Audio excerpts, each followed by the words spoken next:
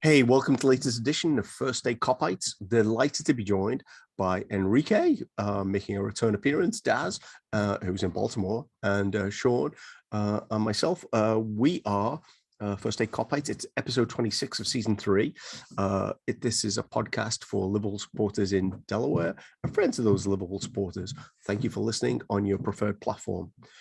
It's February 13th. The mighty Reds have just gone to Burnley and, according to Jurgen Klopp, avoided a banana skin. So what's your take on this? And I think we've got a lot to discuss today. We want to talk about the recent publication of how much money teams have spent in the last 10 years. So a clue to what's coming. Basically, this points out how bad Manchester United have been in terms of their recruitment, given how much money they've spent, which is never a bad thing from a Reds perspective. But we are going to start with today's game, Burnley away.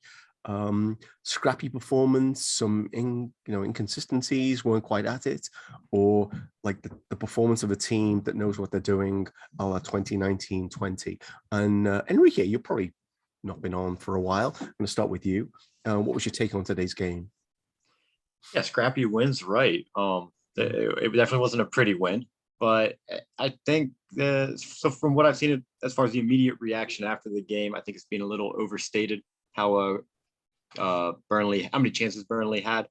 I think it appears like they had a lot more chances than they actually did, because a lot of them would have been flagged offside. So that's a frustration for all of us to see.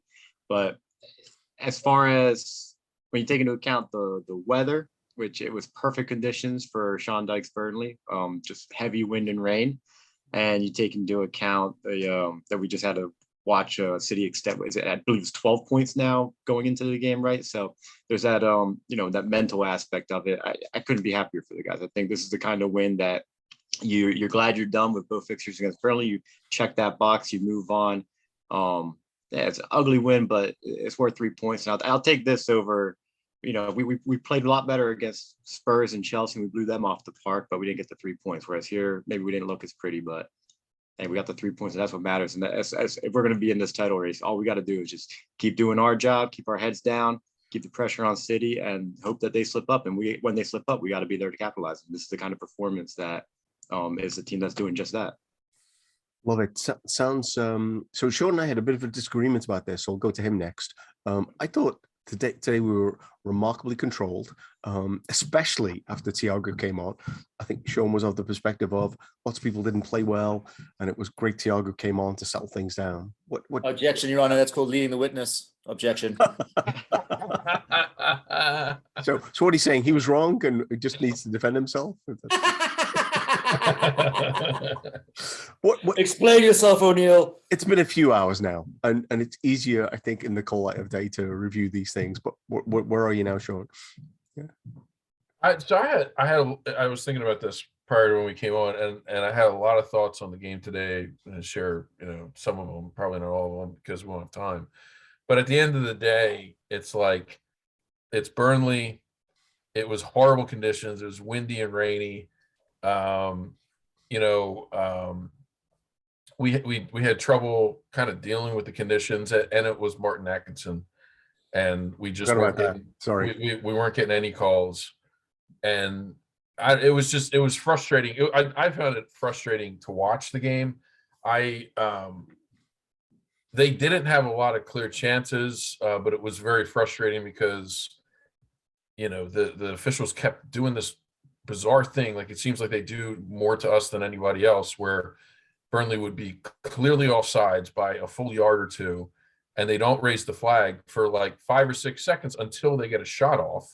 So our defenders have to sprint all the way back. Allison's got to panic, and so that was really frustrating, and it makes it look like they had way more chances than they actually did.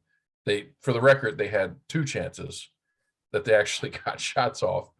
I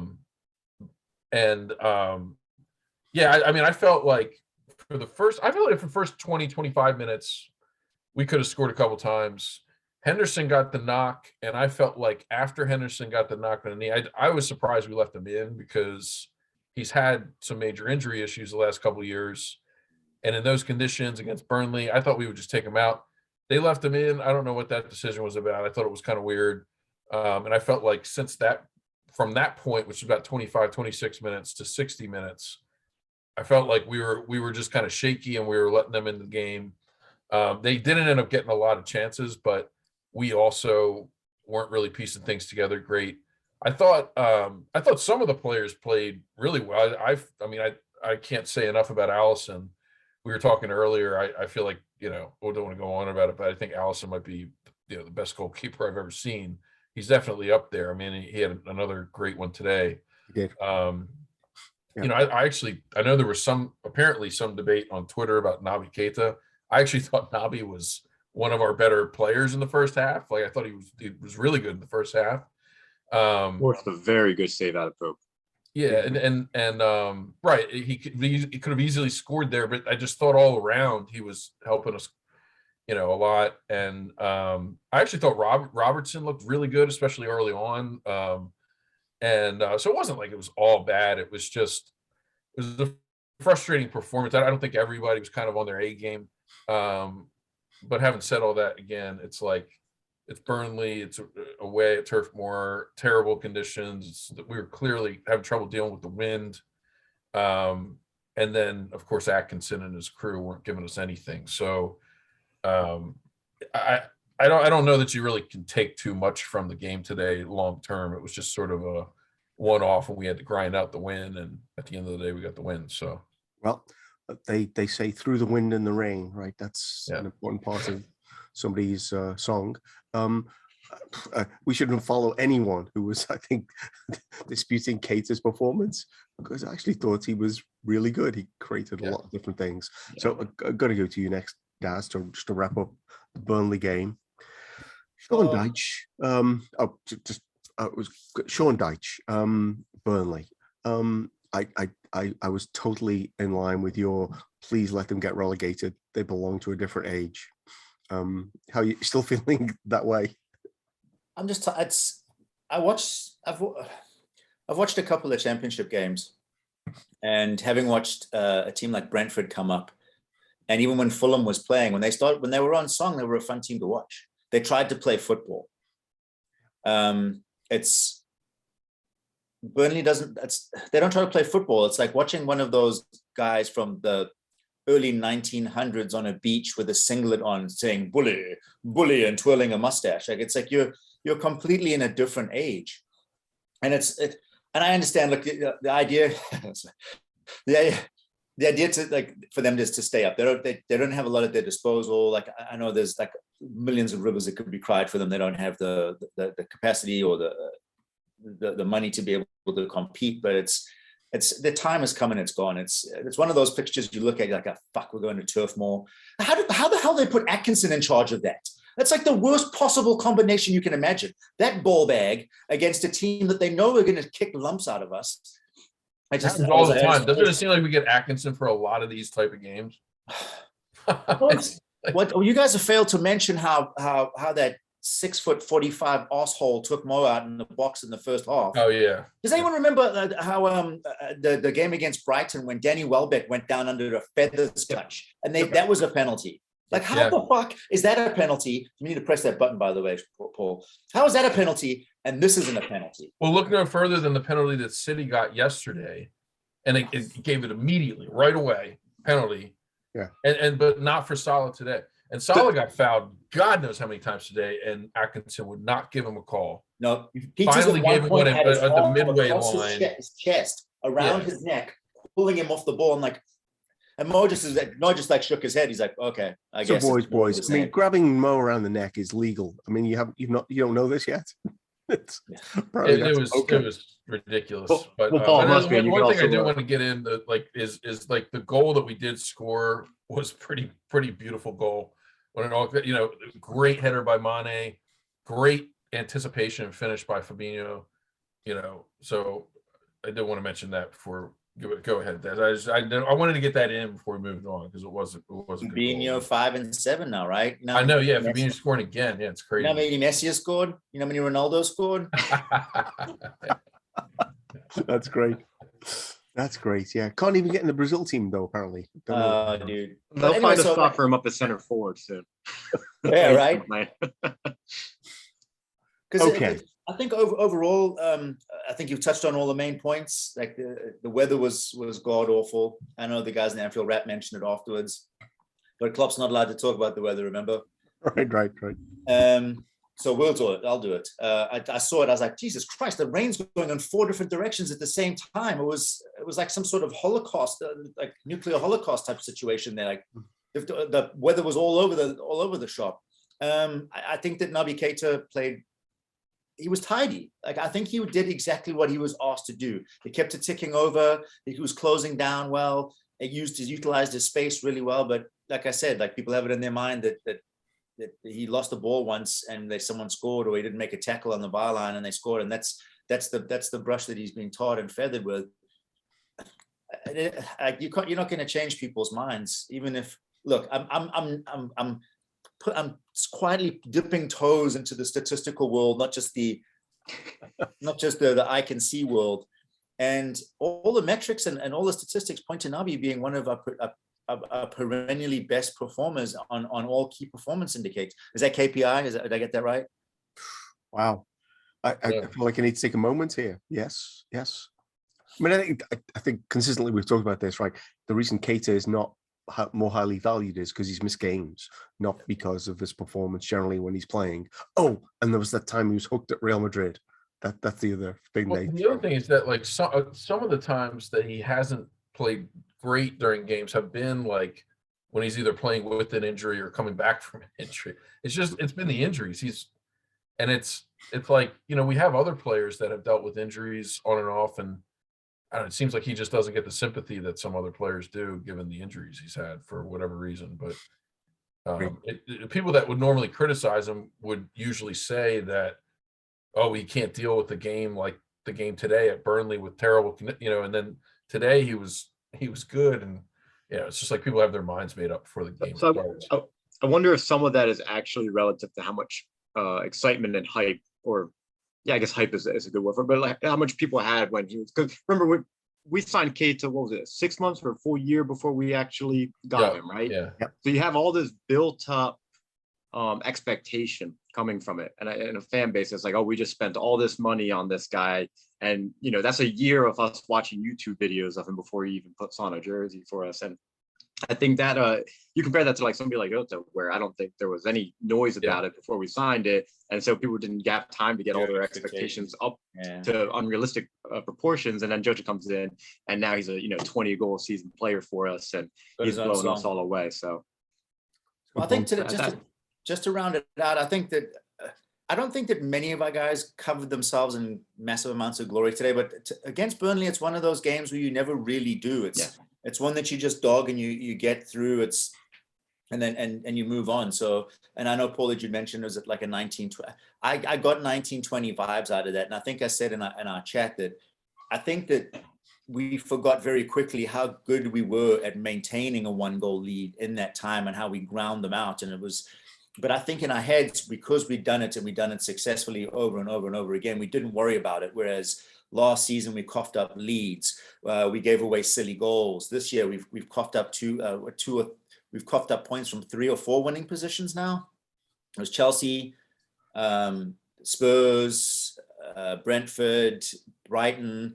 Like we concede those goals. So I think that that's more fresh in our minds. So we have kind of more of that recency bias. And I agree with Enrique. Today was massive in terms of like trying to mount a title challenge at this point in the season. And I think it's important for City to see that we're absolutely not going away. And they're like, oh, fuck, it's these guys again. And it looks like they're going to do what they do, which means that we're now going to be forced to try and we can't drop points, because if they do, they're going to haul us in. And I will say this about color commentators: they are by and large the worst fake news representatives on the face of the earth, because they engineer for exactly those reasons. Like, oh, there's thousands of chances, but they won't.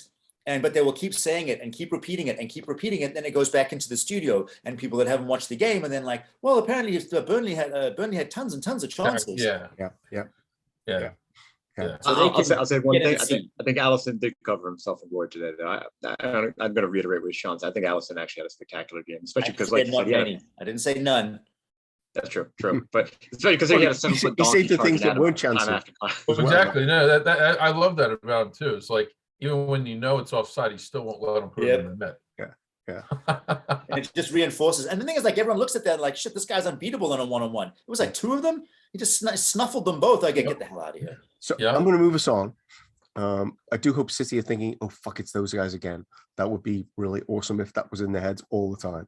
One thing real quick, Paul, I want to say, if you have anybody who's listening, if you haven't looked up the clip of Fabinho reacting to the interview after the match, where they suggested that Burnley had a ton of chances, you got to look it up on Twitter. His face is just hilarious. Yeah, it's ready to be memed. Well, obviously we're ending the call right now, so we can let's just do a brief recap on Leicester, because wow, where do we go with this? I'm surprised you didn't give me today's XG, actually, Sean. Maybe you can do that in the next segment. But I really thought we battered Leicester, considering it was 2-0. I think, were very grateful to get out of there with that kind of defeat. There were so many things in this game. Hold on. XG for us was 1.67. See, like, I'm statistical now. Oh, okay. 1.67. It's saying that they had 8 shots, 5 of which were on target. The next year, Next year was at 0.8. 0.8. We had 12 shots, 4 on target. They had some shots that were like really minor chances, like that one they shot from 30 yards. The 2 big chances they had were the Weghorst one that was over the top over Van Dijk's head that he shot wide, and then the J. Rodriguez chance, which we were talking about in the chat earlier. I still think was offside from the set piece. Yeah. That was a 0.52. So they ended up in info goal. They had Burnley had 1.2 xG, but almost all of that, like 1.1, was from those 2 chances, or maybe like just under 1 was from those 2 chances. Then we had 2.18. We had I guess 4 or 5 pretty big chances. So, but again, at the end of the day, like, they really just didn't create much. We didn't let them create much. I think that's the right big part of the story, right? I mean, they're not good at scoring goals, but I think Klopp has figured out how to play them. Let's move on to another team that's got issues, Leicester. Although apparently they got a point against West Ham today, which I didn't watch and have no idea how that happened. XG there was, depending on who you read, like, we had plus 3.27, they had 0.45. I'm not sure where the 0.45 came from, frankly. We had so many chances in that game. There were definitely different phases. There were so many exciting things, I thought, in that game. Obviously, there was Luis Diaz, also known as El Quintero Beetle, if you read that piece. Let's start there, Enrique. You can start with Luis Diaz, or you can move on to something else. But that was really exciting to see him just appear from nowhere and put in a performance that.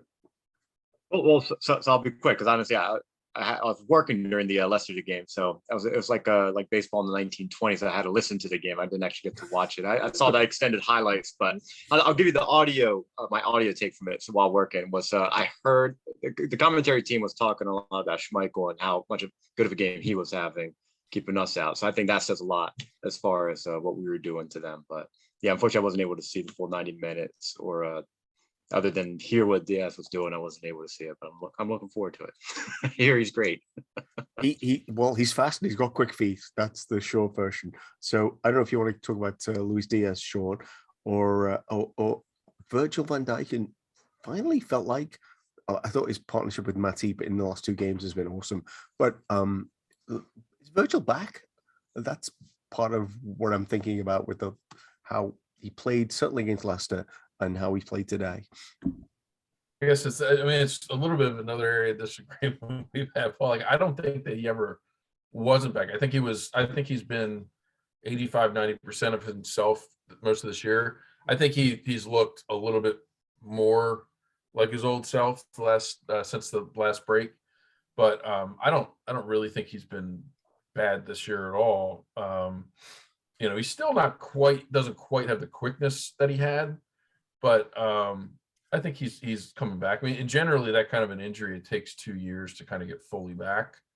So can I just clarify? just in terms of spectrum. There's Maguire, there's Virgil at his worst, and there's Virgil at his best. And I'm like, he's somewhere over here. He's not Maguire level. So I mean, and the way that I look at it is like there's Virgil before the injury, which was the best center back I've ever seen. Mm-hmm. And then there's Virgil this year that's been like 90 to 85% of his old self, but still clearly the best center back in the league. And he's just getting better. So, but I mean, so that game, I thought it was kind of an odd one. I thought the lineup that Rodgers put out was really strange. I'm guessing that it has something to do with the fact that he threw his entire team under the bus after the previous game. And then they basically just like parked the bus pretty much. They weren't really coming out trying to play against us. The first half, I thought we struggled to create a lot. After we subbed on Elliott and Salah, and I didn't realize this until I watched like a little bit of it back and looking at the numbers. We created a ton of chances after those two came on. And we easily could have scored a few more. The one big chance we created in the first half was from the goal. But no, Diaz, I'm really excited about Diaz. I think he looks great. I think he brings something a little bit different from what we currently have. He's, and the numbers all kind of prove this out, and you can kind of see the way he plays. He's a really good dribbler on the ball. He seems to just have a natural ability when it comes to pressing. Like he just knows where to position himself, and he's quick. And a couple times already you've seen he just traps defenders back in their half, and they don't know what to do with the ball. And he's a lot stronger than I think he looks. Like it looks like he's going to get pushed around, but he really doesn't. In a lot of those battles, he's really kind of wiry, kind of sneaky strong that way. So yeah, I'm excited. And a couple of the chances that he's had, and a couple of the shots, I mean, he just absolutely blasts the ball. So he's got a cannon on him too. So it's going to be exciting. And it's exciting that Klopp kind of has, another like real legit choice in that front three to choose from. Yeah. One thing I was listening to. Sorry. Go ahead, Enrique. Go ahead, Enrique. No, I was going to say I was listening to a podcast and they actually interviewed a Leicester fan. It reminded me of Rodgers at Liverpool, because the one complaint he said was that Rodgers has been switching up the lineup and formations, it seems like every game. And he said plain like, you can't have consistency like that. And I just looked it up, and they played with a completely different formation today against West Ham as they did against us, and they did a different formation the game before that as well. So it just seems like it's a classic Brendan Rodgers again. Pacing in his kitchen till 3 a.m. Things go wrong, and he starts throwing the players under the bus. I mean, we saw what happened here. I'm not sure how motivational it is to say some of these people need to go. Right. I think that's what he said. Well, Tielemans heard him. Tielemans heard him, yeah. Yeah, right. Like, let me leave now. So Daz, last comment on the Leicester game. Lots to talk about actually, that maybe we haven't covered. I thought some interesting things about the midfield. It kind of felt to me like Elliott may legitimately be beyond Jones in terms of the pecking order, which is one thing. So Salah he deserved, like, if Salah scored a hat trick in the 30 minutes he came on, it would not have been a surprise. Touch on whatever you want to, but the felt like there were a lot of subplots in that game, apart from Rodgers' dodgy selections. Well, I love what Rodgers did for us in the year we almost won the title, but it became increasingly evident that he's just a shiny tool. I read somewhere that since they started doing the expected goals against, I think it's since 2014, this year's Leicester is the worst expected goals against average in the league at 2.10, I think is what, 2.10, yeah. Wow. I think that's what I remember reading. And that's... You've really got into this the stat stuff now, haven't you? Yeah. Why do it half measures or 50% instead? 0.5. By 5, sorry. I'm working on it, 0.5.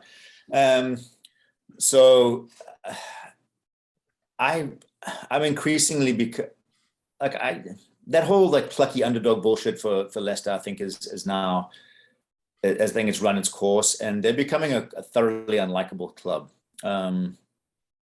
Primarily from what the chants in the crowd and just their whole structure seems to have, it's been tarnished since Rodgers got there, for me at least. They won the FA Cup, which was nice for them, yay, but they're just becoming an unlikable club, and it didn't hurt me at all to watch us drag our bollocks around them for the better part of 90 minutes. To your point about Harvey Elliott, this is a tailor-made game for him.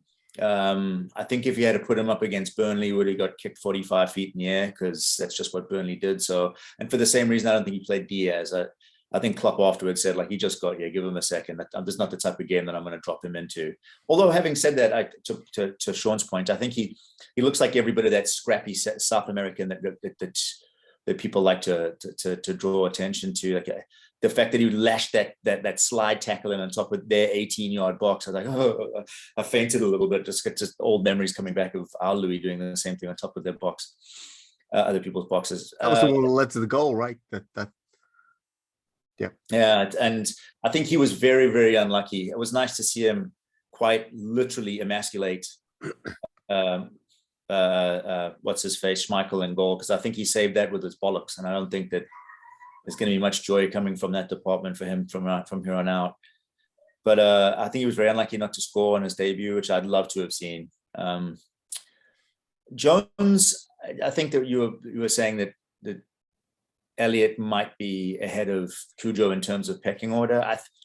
I think we talked about this as well. I think Cujo's just stuck in his own head. I think that whole, like, I talked to Klopp and Klopp's made it clear that, like, he's going to give me my opportunity and it's up to me to take it. I think that Curtis is at his best when he's just given his own lead, and it's tough in this situation for him to do that because it's a very regimented system. But anytime you see him get the ball and feel himself, he's always a joy to watch.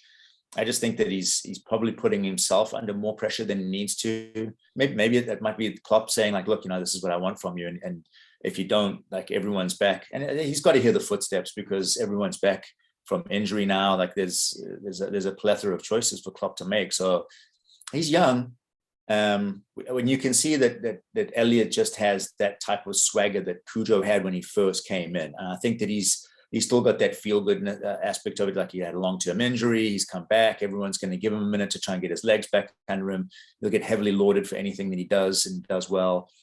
And that's not to take away from the fact that I think he's a wonderful little player. I just think that he's going to be given broader latitudes than perhaps Curtis Jones is at this point, at least. Yeah. I really think that we should have battered them by more than 2.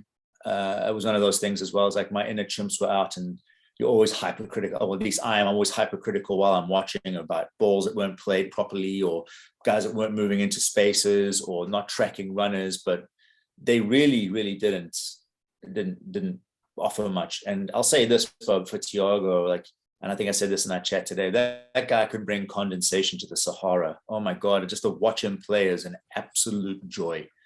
Yeah, it's just how he hits the ball. It just stays hit.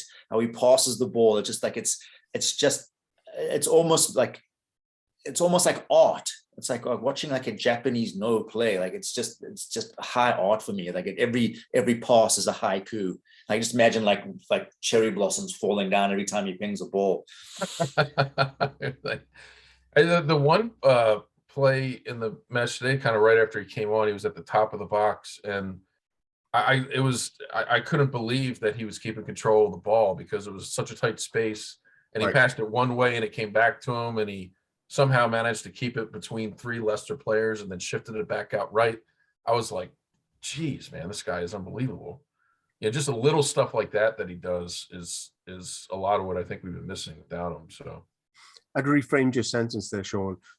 This guy's unbelievable, and then he did that, because the 90 minutes and the 30 minutes he played today makes me think we can win lots of things. Anyway, what was the one that he put over the top in the second half, like inch perfect onto someone's peg, and who was that? It was over everybody right inside the 18-yard box from about 40 yards out. It was unbelievable. Was that to Bobby, and then Bobby kind of botched it? Was that right? It could have been, but the ball was like, wow, it was sumptuous. Again, more cherry blossoms falling. Yeah. We're very fortunate to like have this team right now. So we've got 2 big games coming up. Let's pivot to that.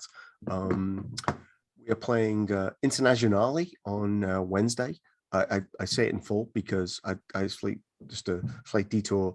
The Catherine Rooney's shows the games, has a list of the games in the bar, and they spelled Internazionale correctly, but then misspelled Chelsea. And I felt this was appropriate. We spell the names of the world-class top teams in the world, and we don't spell the names of the pretenders correctly. Anyway, they spell it CHELSI with a heart over the I. It's actually Chelsea is how they spelled it. But anyway, we play them on Wednesday, and then we play Norwich, who obviously got beat up in the end by City yesterday on Saturday. I think both of them together. Enrique, pick on whichever one you want. I think the Inter game is interesting. I watched, for the purposes of research, watched Inter play Napoli yesterday, and they have some good players. They look kind of dangerous, but they looked like they were not great against pace and pressing. Don't know if you've seen much of Inter. What are you expecting on Wednesday?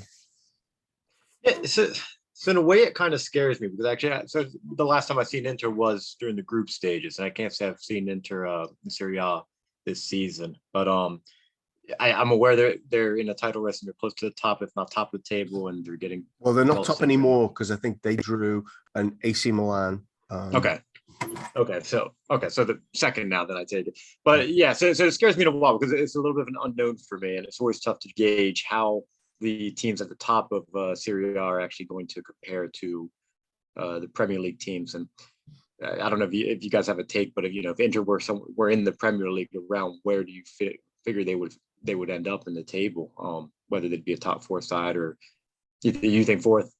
Either Man United is my only observation. Yeah. Well, it seems like all the teams they're trying to get into 4th, they're tripping over themselves, and nobody really wants right. So that's probably about right. But yeah, so Inter scares me a little bit, mainly because they are an unknown to me. But I'm certainly looking forward to it. Like you said, it's a historic club, and it's one of those matchups that going back to when I was a kid first getting into this sport. Liverpool versus Inter was. It gets you excited, right? I mean, it's exciting just for Champions League to be back, but to have a real proper club as your first opponent in the first round is exciting. The amount of Liverpool versus Inter games on FIFA I would have played with my friends as a kid, it's mad. So it's something I'm looking forward to. Can't wait. And it's an important step on our way to the quadruple. So we got to remember that. We'll get through. So Sean, feel free to talk about Internazionale, which we can spell correctly now, or Norwich next weekend. The good thing about, just start with Inter, is we've got 3 days till we play them, so there's a reasonable break, but then we've only got 2 days till we play Norwich. So I think that might say something about team selection for Norwich. What are your thoughts? What are your expectations? So, Inter, so they are second by 1 point in Serie A right now with they have a game in hand. So, and they also have the best goal differential, but it does seem like, just looking at their recent results, they haven't been in great form recently since the beginning of the year. And the biggest thing is that Barella is not available. He's not going to play in either leg, and he's their best player. So, and he's kind of their creative.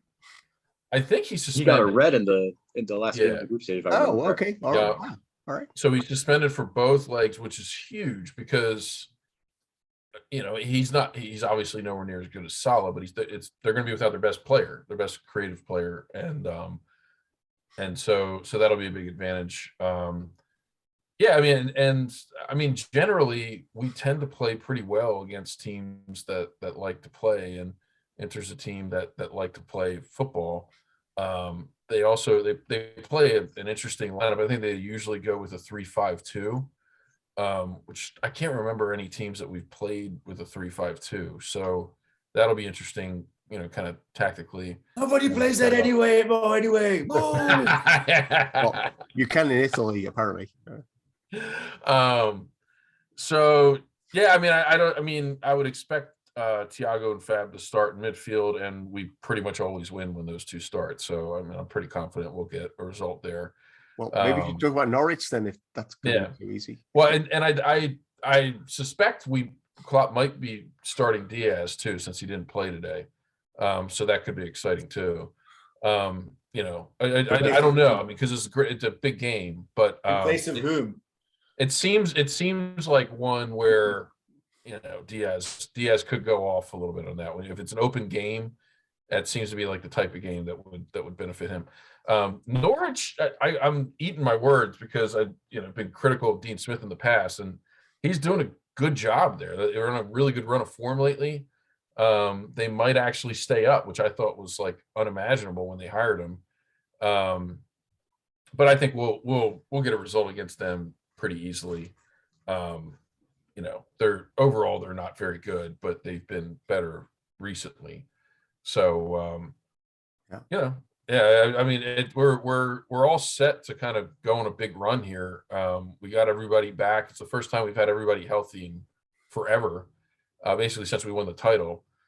And long may it continue. Hopefully everybody continues to stay healthy. But I think if we do, we might not catch City, but we're going to have, a better than 50% chance of beating just about anybody we play. So 4 league wins in a row, which is not bad.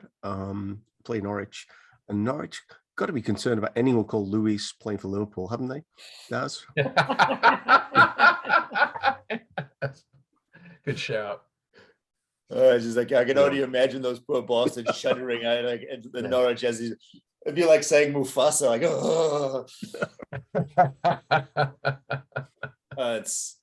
Look.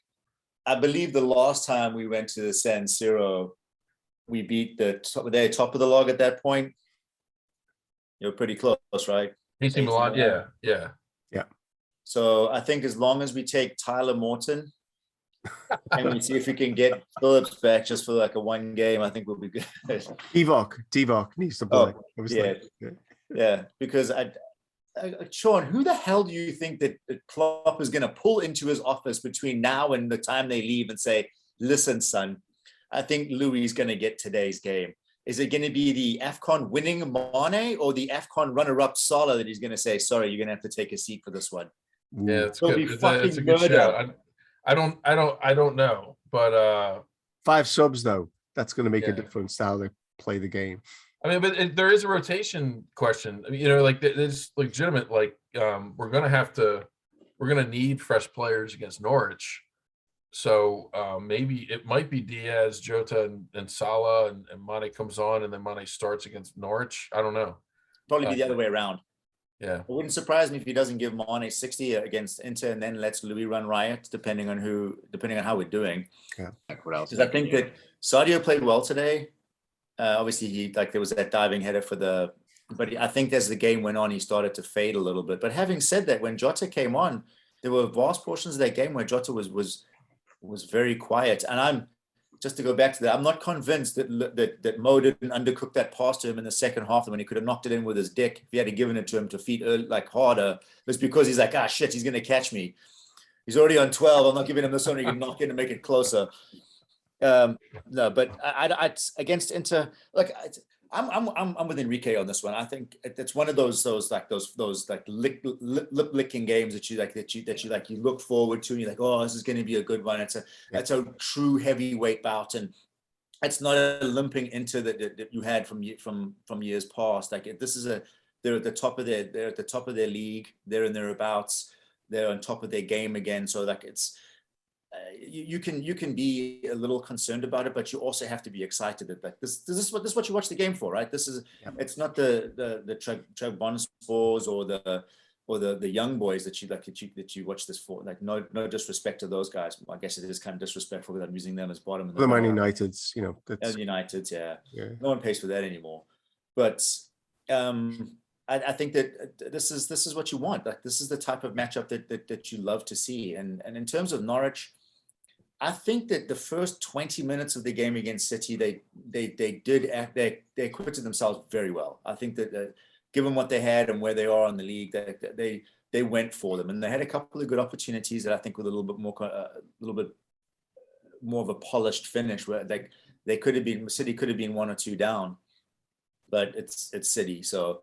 Yeah. So I wouldn't fling them onto we're going to smash them pile just yet. I think that it's, and if we do, it won't be till late. I think that we'll have to wear them down. Mm-hmm. And I think for that game, he probably will end up using a Curtis or using an Elliott, because I think that he can gamble on that situation and at least give them 60 and rest some of the other guys that if he does need to bring them on. I think Hendo's going to be a concern. Because I was talking to my dad about this earlier. Like if he is injured or he decides to sit him because he's got taken a knock, say what you want about Hendo, like his leadership qualities on the pitch is something that's kind of like that X factor that you couldn't and shouldn't just lob to the wayside. I did see something really a little bit concerning. It was from Brundish, I think, right, about how Henderson now is like 60% like a successful pass rate, gave away 25 or 48. That is a bit concerning, but it's still Hendo, and you'd think under the lights in a different country in this type of situation that you'll get the best version of a Hendo. Oh, so I have a couple of things to comment on, and then let's pivot to the 2 other topics about penalties we don't get, and then this net spend stat information that came out this week about like who spent the most in the last 10 years. On the Henderson thing, I do think so. He came on our show like a year and a half ago. Henderson? No, Simon Brundish, and talked about stats that don't matter. And I am wondering whether his stat is like Henderson, like heaves a lot of balls into space, which are not necessarily designed to be picked up first time, but you get the second ball from them. So I'm kind of wondering whether that's even a meaningful stat. Would be more than once he makes a couple of those very ambitious first time crosses in, like from a drop back from Trent. And yeah, a lot of times they're not going to hit a player, but they scare the hell out of the defense. And I love that. I love those balls that with that pace and that curve into that back post, because you only got to hit one every now and then to one of our players, and it's a goal in the back post. Doesn't speak specifically to like all that Simon was talking about, but today specifically, I thought he was poor after the knock. I thought prior to that he looked good, and he had that one really good cross that I thought Mane, frankly, if he had been more aggressive, could have finished. Yeah. But I thought after that knock, he didn't look. He was missing a lot of passes. It looked like he was struggling to run a little bit. He just didn't look right to me. But so one of my big concerns actually is the Liverpool 2022 calendar, because in the first month it was Mane who got a concussion. I guess he eventually won the African Cup of Nations, and Henderson is February. Feels like we're going to take the calendar down if more things bad things happen. But if it means he wins the League Cup in February, though. Ooh, yeah. Yeah, true. Yeah. I need to look who March is, but I haven't done that yet. So we talked about decisions, right? And so we talked about Simon Brundish and his comments. One of his tweets this week. Give me a moment, and I will tell you exactly what he said. Well, actually, one of the things he said this week is, how the fuck was that not a penalty for the Salah tackle in the Leicester game? And unless anyone has anything to add to that, it's like, I have no idea how that wasn't a penalty. I have no idea how anyone could justify it not being given. But he also talked about, here we go, England's important word in this, Raheem Sterling has been awarded 26 penalties from 1,218 touches in the box and has dribbled into the box 298 times. Egypt's Mohamed Salah has been awarded 13 penalties from 751 touches in the box, about like 50% more than Sterling, and has dribbled into the box 328 times, which is only 30 times more than Sterling, only half the number of penalties. Just to round this out, Sadio Mane from Senegal, not from England, has been awarded 8 penalties for 1,246 touches in the box and 287 dribbles. England's Jamie Vardy has 14 penalties from 774 touches, which is about a third of Salah, more penalties inside the box, and 136 dribbles, 136, which is less than half of, actually is almost a third of Salah. I could go on. What do we think? There's variance, and then there's like that. You know, that is not like that is like you're not, like what's the argument? Sterling's twice as good at dribbling past people as Salah. No, that's not. You know, if Vardy twice as fast as Mane, it just doesn't add up. It doesn't add up. Well, this came from the soft penalty they got the other day against Brentford. That's where he went for this. And you look at it and you're like, I'm pretty sure they'd have found a way not to give a penalty for Mane or Salah in that situation. Yeah. I will say, I mean, this is the state where we're at now, where it's just like, I almost feel a little better about it because the commentary team actually was just like, well, that's a penalty. Like they actually were, you know, I can't remember the guy's name who commented today's game, but he was just like, how, you know, he's like, that's definitely going to be a penalty. And then they were kind of surprised that, I you know, was it even looked at? I mean, it just brushed over. Was that where Salah was fouled today, where the guy caught Salah's foot? Yeah, where Weghorst caught Salah. Yeah. And then in the extended highlights, they show the chance that Weghorst gets coming off of that. They don't go back to the actual penalty. It blows my mind. I can't understand it. Yes, it's easier for me to take now when we get the win, but I mean, I'd be heated if we didn't win today. And that call. Yeah, that's a good point. There, it was one of their two chances they got off that. They shouldn't even have had that. Yeah. So, all right. Yeah, that was probably one of their 0.3, 0.4 XG chances. Well, yeah. So, yeah, I mean, I don't know. How much can you say about this? The numbers are all there, but I don't even know what to say anymore. It seems like the PGMOL like just has a marker on our back, and they specifically treat us differently than other teams. Like, for whatever reason, it just seems like they've all been told that, you know, specifically Mane and Salah go down easily, and to be cautious about giving them a foul or something. I mean, that's the only explanation Jota at this point. Well, I mean, and I guess it's starting to apply to Jota too. I don't know. I don't understand it. Like, it doesn't. There's no logic to it, because I don't watch a lot of games other than Liverpool games, but the little bit that I do watch of like Man U, Chelsea, City, like, they don't get these kind of calls. Like they like, if something like this happens, they get it. They get the call 95% of the time. And if they don't, especially Chelsea, will bitch about it for weeks if they don't get, like, and it happens multiple times in every single one of our games. Mm-hmm. Like, it happened to Salah, not a penalty, but blatant fouls like 3 or 4 times that just don't get called, but we're just like used to it at this point. I mean, it happens all the time. The only explanation is that the referees, in my opinion, have been directed to keep an eye out for these players because they go down too easily. So I'll round out this with Daz, but one thing to observe as well is, if I look at the coverage, like ESPN FC is a great example. It's a shit show. I mean, it really is. But garbage. Don't waste your time. They do like CSI, like the CSI Las Vegas is involved when Liverpool get a call for anything.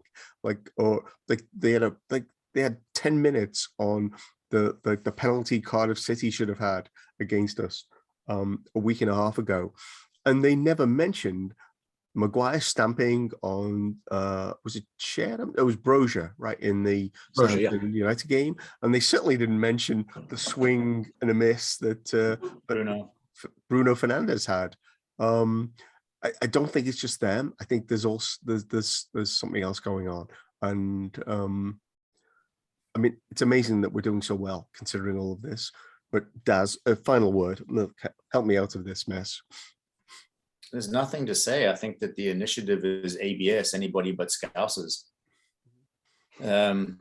Because it's like, look, I will say the one that they gave against Crystal Palace was kind of soft. Letter of the law, I'd say it probably is a penalty.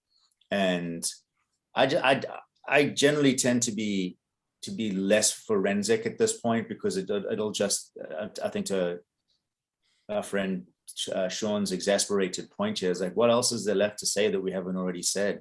Paul Tompkins has pointed it out. There's quantifiable and demonstrable evidence to prove that these assholes aren't doing their jobs correctly, and they continue to do what they do. And I think the worst part about it is it allows kind of their own confirmation bias. Well, no, people stop complaining about how badly Mo Salah gets abused during games, so I must be doing it right, or I must.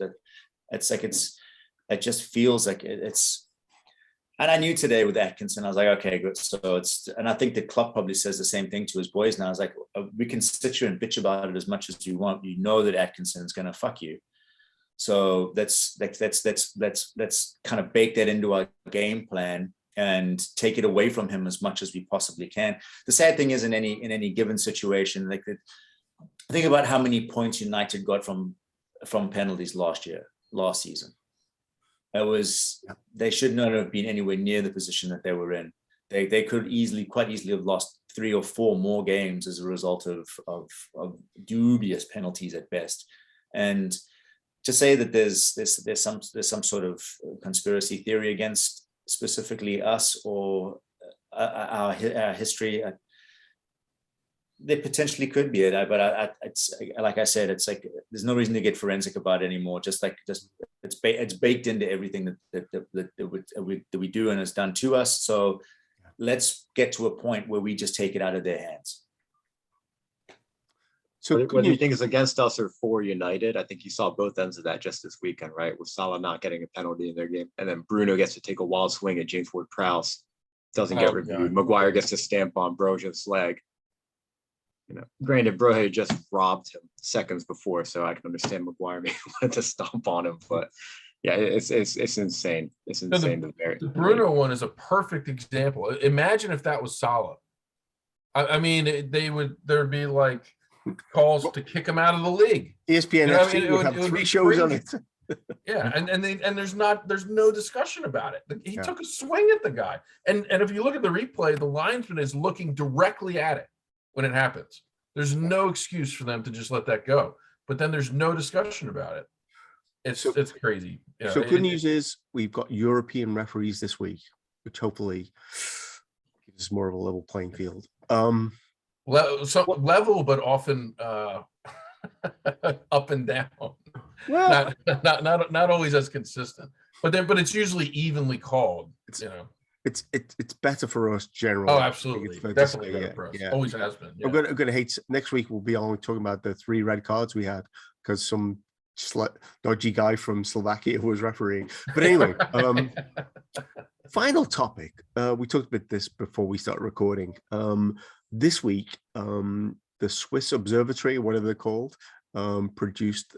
It's a website. They produced their list of the net transfer spending since summer 2012, and I'll attach this actually to the podcast.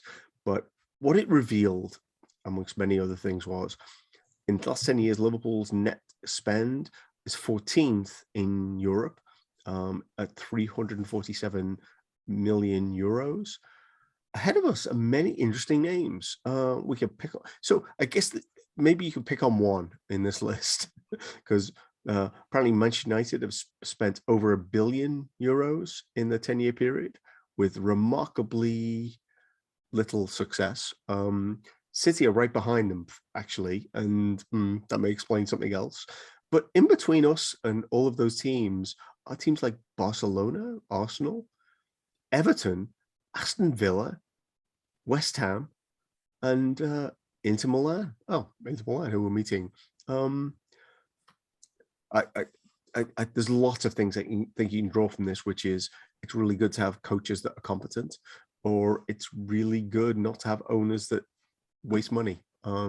Enrique, where do you want to go with this? Yeah, so there's a lack of well-run teams on that list above us. I mean, I'm looking at us. I'm looking at Bayern Munich. Manchester City spend enough that it's almost impossible not to run them well. But then Manchester United shows them how it is possible to spend that much and be run poorly. But yeah, like you said, Everton, Arsenal, Barcelona. man, I wouldn't want any of these people in charge of my finances because it is astounding numbers you're looking at here. And actually, I'd also point out Newcastle only a couple million right behind us. So, and I'm guessing that's before they got their injection of cash. I'm just happy that we have a club that's run very, very well, and they know how to do the recruiting and their scouting. And they, I like that we keep our transfer dealings for the most part quiet, so nobody adds another 20 million on top. I can't remember where I heard it, but there's a good point made that us buying Luis Diaz means that if anyone that wants to come for any one of our players is probably going to have to pay a little bit more now. And if we were to sell Mane or Firmino, it means that we don't have to pay 20 million more to go replace them because we already have a replacement in hand. So it's like the just smart dealings like that it's refreshing for us as fans. I think so. I know not all fans feel the same, but I just love the way this club is run. It gives me a lot of peace of mind because I couldn't imagine being a fan of some of these other clubs and looking at like double, triple the expenditure. And like you said, what do you have to show for it? Yeah. So Sean, Okay. I mean, I know there's one club that you hate. Apparently they've spent a lot more than we have. Just one. Apparently they've recouped. I think we know what Sean's really the team he really hates. They spent like about 50% more than us, it looks like. But apparently recouped a whole load of money through sales. Also suggests we've recouped a lot of money through good sales. We probably don't have as many people out on loan though than this club. Yeah, I mean, so the club that I really hate is Manchester United. Oh, but the good part is that they are crap, so they don't annoy me as much as Chelsea did have in recent times. Chelsea, I knew Chelsea was going to come in this conversation. No, but no, I mean, I think it's the Swiss Ramble. They may have an observatory too, but I think it's just isn't that what they call the Swiss Ramble or wherever? No, but I mean, I think so. There's lots of good stuff. If you go to their Twitter handle, there's tons of stuff on here. They have a really good thread on Arsenal's transfer dealings and how much they've lost, and most of it is over 3 players: Ozil, Aubameyang, and Mustafi.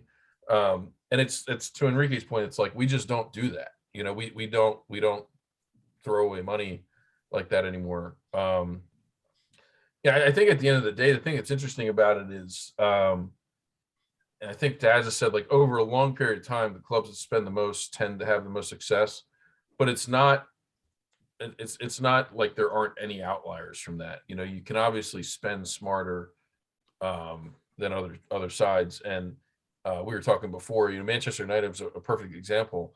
They've spent a ton of money, and frankly, like, I would say they bought a lot of really good players.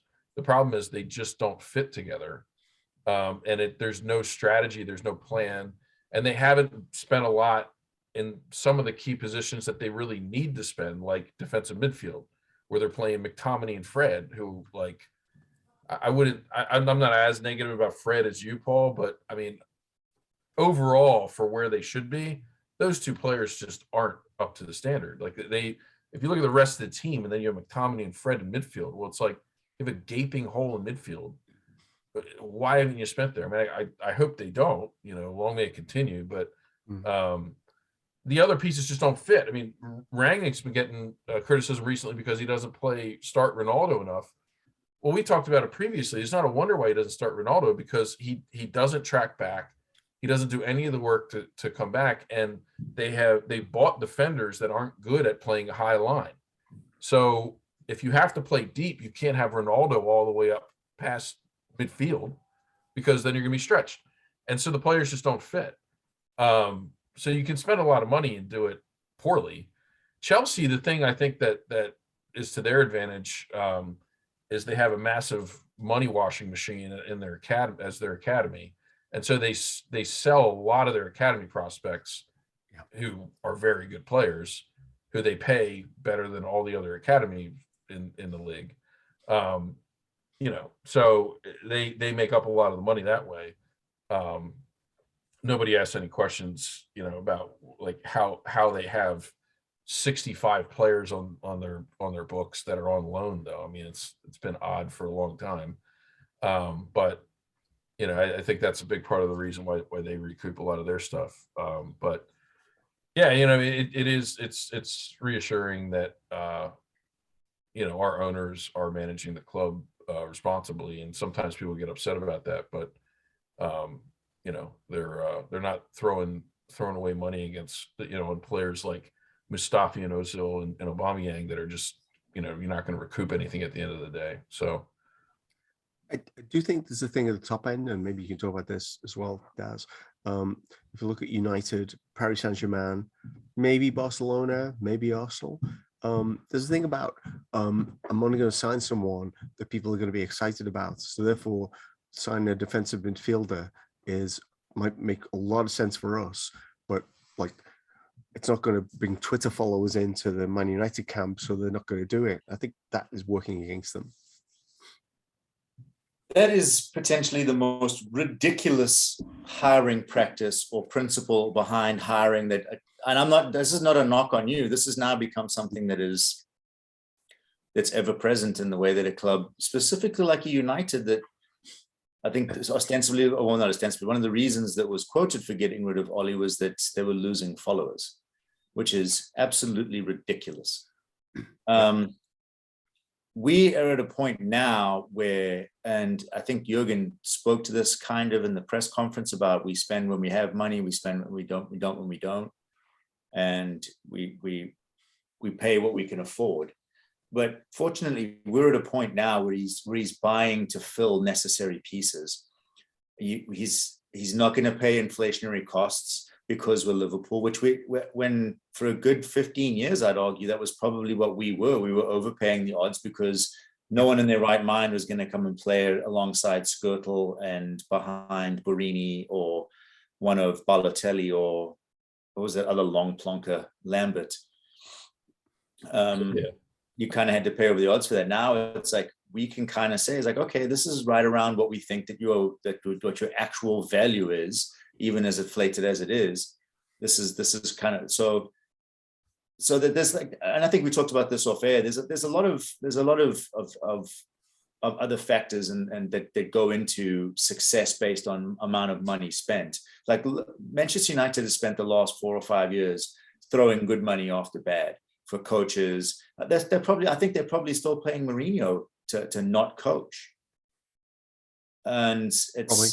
Yeah. And Arsenal, I think a lot of people become victims of their own success. Juventus is another one. Think about them. Like, well, they have their own problems dealing with potentially where their money is coming from and where it's going. But it used to be, and I think that Tompkins talked about this, that he's like the metric is that the only real metric that you have that that can show us a consistent success is the amount of money spent. But again, like we're talking about the other factors that go into it. And Paul just spoke about this. How wisely are you spending your money? Yeah. And to what you were saying is like, are you going to drop 100 million on someone because it's a sexy buy, or because your quote unquote social media stakeholders are demanding that you sate their bloodlust or their money lust?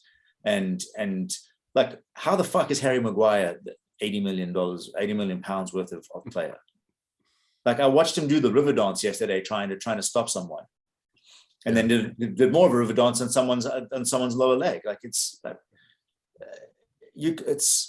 we are, and Enrique is exactly right. Like, should be thankful every day of our life that we follow the squad that doesn't give in to the baying for the hounds on the social medias for, we need this, we need that, the top rhetoric that goes on. It's like, oh, we're crap, we're about to fail. Like, you've done pretty well for like the last 5 or 6 years under his tutelage. Was it 5 years now? And with this particular model. So, like, I don't know, maybe give him the benefit of the doubt on this one. One thing about this I thought was very interesting was the spend. We always think of Spurs as being very spendthrift, but they only spent like 100 million less than we did. It's less than that, yeah. Yeah. And to your point as to how Harry Maguire is an $80 million center back. Well, if you remember when they bought him, he was playing next to, or had recently played next to, our left back, Andy Robertson, who we got for what, 8 million? 8 million. So if you split the difference between the two, you probably get an accurate assessment of both of their values at the time. He also had a very solid Johnny Evans back like a couple seasons ago when he was very solid, and Soyuncu, who had a very phenomenal year that year.